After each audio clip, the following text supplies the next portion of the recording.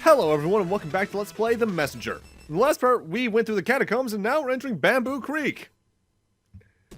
This stage is interesting in that it also has one of my favorite songs in the game. I love this track.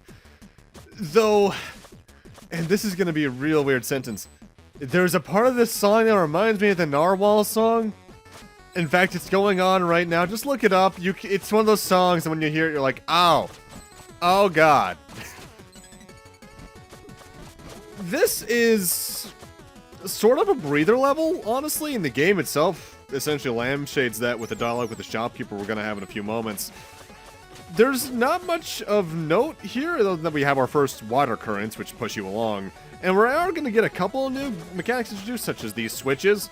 You hit them, and then the door opens, and it closes after a short period of time later. Fairly standard. Alright, shopkeeper, what you got going on? What about the current area? Bamboo Creek. That must be a sight for sore eyes after your trek in the catacombs. Sure is. Do make the best of it. This place is as close to a daff as you'll get on this adventure. I'll try. I just didn't know something so cheerful existed. I guess it says more about your mindset than about the world. What? So about time, Shards. What are these crystals I'm collecting? So you're a touch the unidentified magic object first and ask questions later kind of guy. They're time shards. I can use them to augment your abilities. How does it work? Exactly the way we've been doing it so far. You select what you want and give me the required amount of shards so I can do my thing. I meant the spell itself. It's complicated, but I'm curious, and I'm busy. Any stories to share? Do you have any stories to share? Of course I do, but now's not the time. Why not? You're in the Bamboo Creek. This is as sunny as it gets here in this cursed world. So I suggest you take the opportunity to play outside. Bye now. Okay, fine. I mean, it is relaxing. Also, one of my favorite color palettes. I really like multiple greens like this. Generally speaking, I also like to view Bamboo Creek not only as the breather level, but also as the calm before the storm, so to speak, because moving forward, the difficulty is, it's not going to spike, but it's going to raise at a much higher rate, especially if you're going for power seals.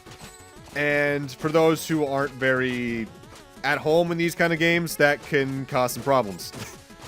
I grew up playing these kind of games. I'm very at home with Ninja Gaiden likes, but some people aren't, and for good reason, because they are hard. And even then, I still die a lot in this game. It's just the fact that the checkpoint system is actually good in this game, unlike Ninja Gaiden 1 through 3. And Master System. Less so Master System, actually.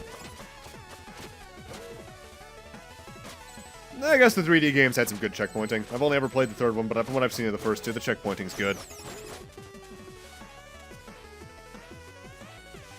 We also get these weird Medusa head-like Shisa enemies, but they are only like in this stage and one other, and they're not. Oh dear lord, this guy is really hard to dodge. And now he's gone.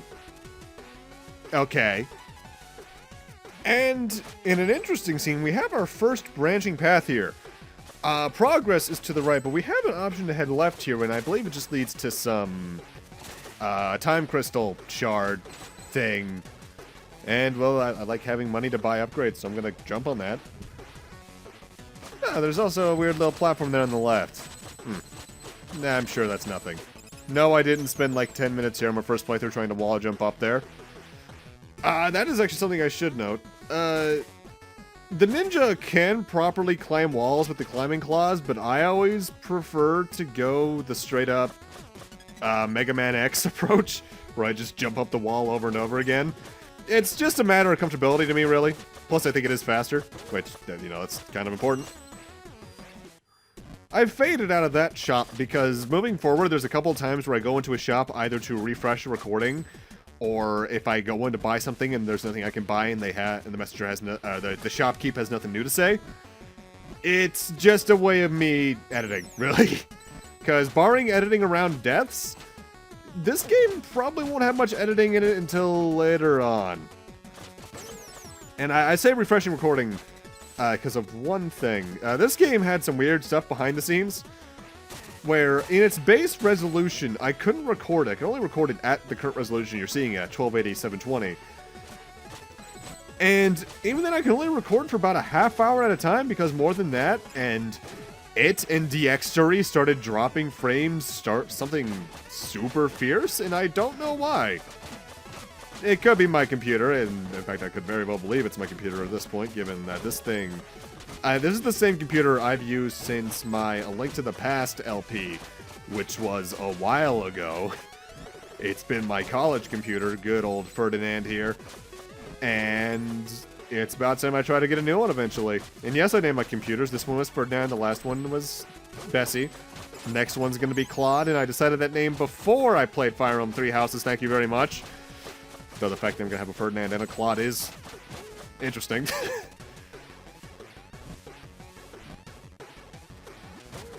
Now, this is a level I think of primarily due to the speedrun I caught of this at one of the GDQs. And it's where I've actually learned about the achievement you get by getting to a certain point in the game without dying, because they do that. And there's a certain clip they do on this screen that I can never remember how to do. Speedrunning this game does seem like something I would really like to do at some point, just like casually, like to try it out in the background. Because I know they support it really well to the point where even on their website, they have a section dedicated to speedruns, and that's just really cool. Sabotage Studios is a really, really good developer. I'm looking forward to the new game they're making that's set in the same world as this. And really, Devolver as a publisher, anything they put out has been good, really. I can't think of a single stinker amongst it all.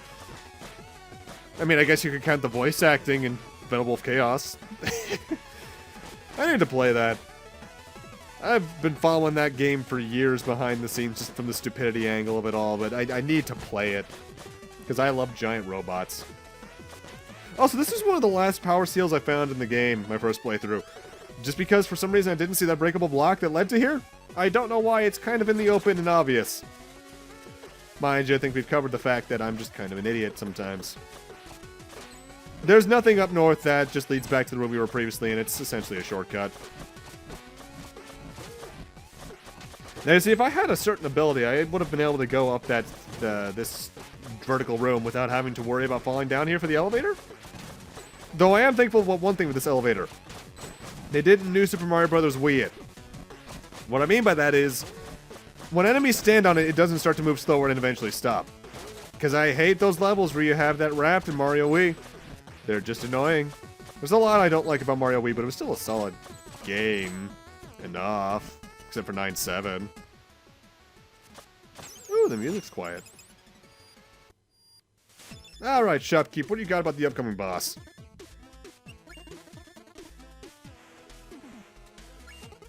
So, I guess the boss is up next? A boss in Bamboo Creek? That's a good one. Well, with the layout, you know, perfectly centered gates, symmetrical lanterns, no scrolling, I just thought... Look, you're perfectly free to hallucinate patterns and try to make sense of them, but I believe I told you this place was like your day off. So... Well, would you fight a boss on your day off? Exactly. I mean, fair enough, I probably wouldn't fight my boss on my day off. Mind you, most of my days are days off because I'm only a part-time job because school, but hey! An interesting thing about how this game handles upgrades, by the way, is very often anything that upgrades the shurikens is both a shuriken upgrade and a key charge upgrade, because now our shurikens can pierce through one target, which is really good. Despite only having so few key charges at a time, the shurikens are a really, really good offensive option. And defensive, because you can keep things going from a distance. But the shopkeep wasn't lying. Bamboo Creek doesn't have a boss fight. You were originally supposed to get a certain item in that room there, but they decided to hold off against it, thinking that it hinted too much about what was to come in the game. I mean, I guess you could just watch the trailer and have that entire thing revealed to you beforehand, but yeah. Welcome to the Howling Grotto. I love Autumn Hills music. I love Bamboo Creek. This might be my favorite melody in the game. And I can't get up there. Shit. Shopkeep, we got a problem. I fell in a pit. That you did? That gap is way too wide. There's no way I can make the jump. This reminds me of a story. A long time ago, warriors of the Squirrel Clan invented a way to soar through the skies. Touching on a freedom humans could seldom dream of, some mistake them for gods. Incredible. Yeah, whatever, here's a wingsuit. We got the wingsuit! Press and hold A while airborne to glide. Deploy over geysers to fly upwards. Need anything? Yes and no at the same time. Ha. What about the wingsuit? Thanks for the wingsuit. You bet. Don't forget to try it out by pressing and holding A while airborne. Why was it free and not the other upgrades? Because it was mandatory to your progression. You can't save the world if you're stuck in a pit. Will there be more freebies in the future? There's only one way to find out now, isn't there? What do you mean? I mean you should carry on with your quest while letting your heart know for sure that this here cursed world and its inhabitants have a lot of surprises left in store for you. Fair enough. Welcome to the Howling Grotto. Do people live here? Some cave-dwelling creatures used to a long time ago. They built structures from the streams of emerald running through the rock and believed the wind was the breath of a god. Anything I should know? Not really, other than it's gliding time. Well, that wingsuit I gave you? Yeah. Sorry, I don't have enough contextual data. I meant to say something that would make sense regardless of whether you had already used the wingsuit or to ride the wind tunnels. You're being awkward now. What's wrong with you? I gave you something that virtually lets you fly and you'd rather stay here and chat? Fair enough. Any stories to share? Of course, here's one for you. There once was a king who had a pretty rough time managing his emotions. Experiencing nothing but extremes, he would always feel either too excited or too depressed, which always caused him to never get anything done. Just as he was about to lose all hope of getting his life together and be a viable ruler for his people, he was visited by a traveling relic hunter. To rid the king of his woes, the relic hunter gave him a magic ring, promising it would make him sad whenever he is happy and happy whenever he is sad. It worked like a literal charm and the kingdom became very prosperous as a result. When the king passed away, the castle's wizard promptly grabbed the ring to finally try and understand the source of its power. As it turned out, the ring wasn't magic at all. But how can a non-magic ring make you sad when you're happy and happy when you're sad? Any guess? Not really. It had a small inscription that read, "This too shall pass." Whoa, that's deep. It's more than deep. I just gave you the cure for anxiety through a fairy tale. Thanks, shopkeeper. Hey, now, don't push it. I don't know why that one in particular. I love this game's dialogue. I don't know the name of the writer of this game off the top of my head. I'll probably see it whenever we finish the game. But they did a fantastic job. The entire team did a great job, but like the writing in this game is just delicious. Alright, but the Howling Grotto is the main gimmick of this place starting off is that it has a lot of geysers of wind that we need to ride with our wingsuit. The wingsuit off the bat isn't that notable of an upgrade because it just lets you glide forward a little bit. Big deal, right? But when it's paired with a certain ability from the shop, it becomes the best traversal option in the game, really, for any harsher platforming sequences. More on that in a few minutes, because I believe I grabbed that even before the boss fight. This kind of sucks. The thing is, when you're using the wingsuit in a geyser, is that your momentum doesn't work exactly how you would think. Instead of you slowly losing momentum and then flying up on the geyser, you lose momentum almost immediately. So you need to, instead of waiting or pressing the button early to try and slow down your momentum, you just need to, whenever you're being pushed by wind around spikes, for instance, push it right where you need to, right where you are. I can't speak. Right when you are where you need to be. There we go. Because otherwise, you're going to take a hit, and spikes hurt a lot, so that's no good. Honestly, I don't know what it is about the kind of idea like this, but the gemstone-filled cavern with, like, some archaeological past to it like this has always been one of my favorite level tropes. Whenever there's a dungeon like this in an RPG, or a level like this in a game like this, it's usually one of my favorites. Like, despite me being rather ambivalent in general towards Mega Man 5, for instance, I used to be very vitriolic towards it, but I look back and that's just because I was 12. I love Crystal Man's stage. So good. Even if his weapon isn't from my memory. The only Mega Man 5 weapon that I can think of right off the top of my head is Gyro Man's, because it was the only one that was kind of useful outside of boss fights. But if you're paying attention, you'll definitely see this stage certainly has more spikes than the previous ones. That's what I meant about, generally speaking, Bamboo Creek is the breather and calm before the storm. A lot of stages are going to have spikes, not littered all over the place, but certainly in more common and compromising positions moving forward. They want you to get good at this game's platforming. So they make sure that you not only have one last breather, but you have a good chance to get used to things. Thankfully, this game is very good at, in general, level design, really. But in particular, they're very good about placing a mechanic in a place where you're relatively safe from it, or at least where it's relatively safe from major danger and instant death, and then letting you experience it later on as it's meant to be experienced. Not as good as that as like Mega Man 9 or certain other games in that series, where like they'll even have walks through a room where nothing happens just to introduce you to the mechanic and then implement it into the stage. But they generally do a good job of something along those lines.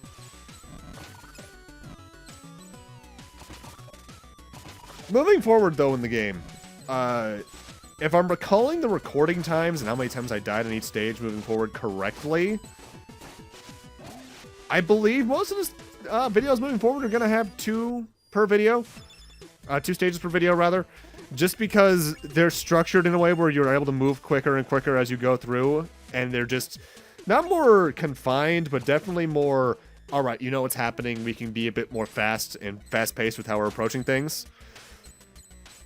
Also, in that shop, I got my favorite ability in the game, the mid-air attack. Now, it doesn't sound too good off the bat. It's just a small attack that you do while you're hovering, right? Here's the thing.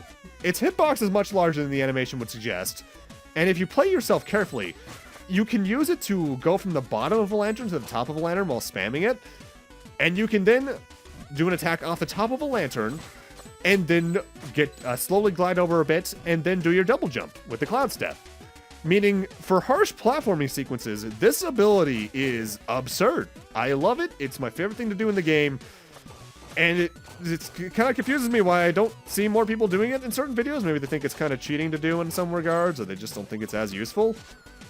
But a lot of the videos I've seen in this series, I'm thinking of a couple of playthroughs in particular where they just show like the locations of a lot of items. They don't use it. Mind you, they could also be compensating for people who didn't buy this upgrade yet, or just aren't out of challenge run stuff, like no upgrade and such. But yeah, you're gonna see me spamming the ever-living hell out of this moving forward.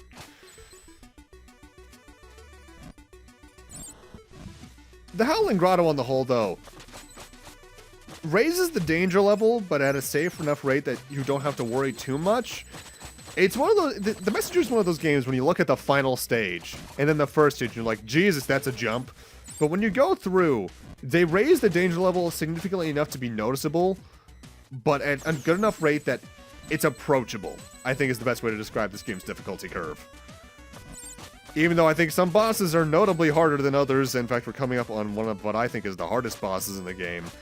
Less for pattern recognition, and more so just because it's hard to avoid its attacks even when you know what they are. Partially out of my dumbassery, I will admit that. So let's go in here and talk with the shopkeeper, see what they have to say.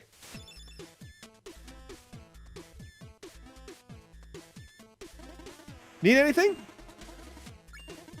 Well, I hope you're up for a challenge. Why? Because something big's up next. What? Well, let's just say you're about to fight someone who understands that the best defense is a good defense. Who? I wish I could tell you. Anyway, your 3 questions are up. Carry on. Since when is there a 3-question rule? Hey, that's 4 now. Helpful, I guess. I will buy that upgrade, though, because having things spawn health is surprisingly useful when health gets more scarce later on, especially when you're spending more time between lanterns that might have health. Boss for the Howling Grotto is this giant thing. The big thing to fear with this fight are its giant hammer fists, of course. Which I actually just realized do actually have hand detail. I didn't notice that before. And we want to slash at the little core. However, the moment you do so, it will try to slam the centers and then return its hands to its neutral position. So you want to be a bit paced about how you attack it. Then, after a certain amount of hits, you destroy the core, allowing its true face to come out, which you need to jump up to its shoulders and attack it from there with the geyser. After a short time, though, the core in the center will slowly blink into restoring itself, and the spikes in the shoulders return at that point, so you need to be paying attention to a couple different things in this fight. The more health you take out, it eventually does start limiting which way you can go to attack it from, As well, the pattern of its fists pounding down change. There's no way for me to really describe how its hands move other than it starts to try to fake you out like that later on in the fight. So you need to be a bit more careful and watch what's going on around you. A good way to go about it might be to let its fists do a full rotation before you go in for the attack, just so you can understand the pattern first. Or you can just be overly aggressive and not give a shit. It works. The game doesn't quite reward aggression. It tries to reward precision, just based off how the cloud step works. But aggression works in this game's boss fights, I'll tell you that much. It's a hard fight compared to the previous ones, but it's not too bad. But we're not done yet. We just destroyed the outer body. The core is still alive. And now we have to attack while using the wingsuit. If you got the upgrade I got, this fight's already easier than it is, because what the fight wants you to do otherwise is just, I think, spam shurikens over and over again. But what I have is good enough. Howling Grotto overall, fun level, hardish boss. Like, thanks for destroying my golem? Well, you attacked first. What are you talking about? I've been digging through these caverns for centuries. You just randomly engaged. No way. No way. You know what? Fair enough. I can see how you thought I was a threat. I guess my survival instincts kicked in a little too fast. I understand. It's all good. Look, I'm sorry I destroyed your golem, okay? Don't worry about it. I mean it. I'm sorry. It's all right. Honest mistake. So, how do I get out of here? Oh, I'll adjust the win for you. Good luck on your quest. Why, thank you, understanding citizen. Away into the next level. But with that, I'm going to end this off here. Thank you guys for watching. And in part 4, stage 5, and maybe 6, I forget. You liar! You said it was fine! See you guys there.